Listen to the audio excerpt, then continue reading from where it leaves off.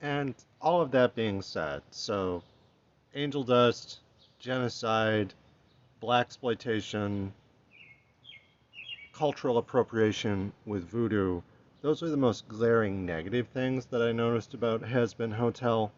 Whereas a lot of the positives are largely vis-a-vis the production values. The music is relatively okay, but at the same time,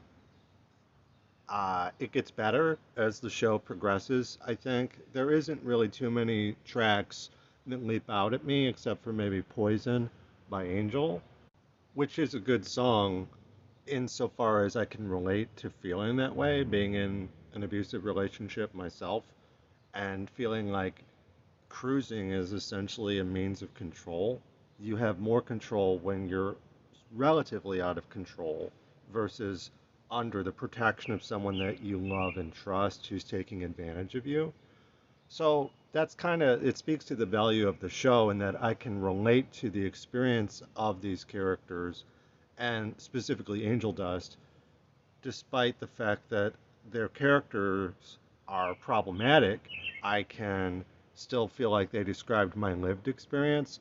Whereas Alastair, as, oh, surprise, it's a black man, even though it's voiced by a Persian man who sounds white, no accent, sounds American, and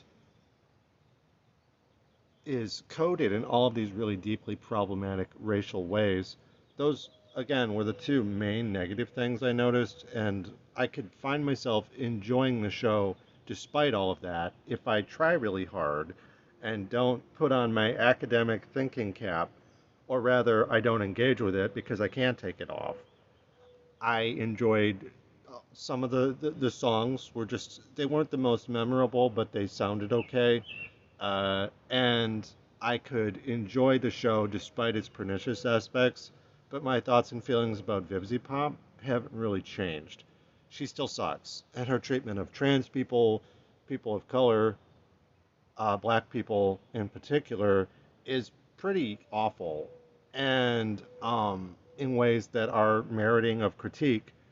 And yet, the show that she made, similar to a lot of cartoonists, has things about it that I can enjoy, similar to Earthworm Jim, Ren and Stimpy, Dilbert, Dr. Seuss, and others, Garfield.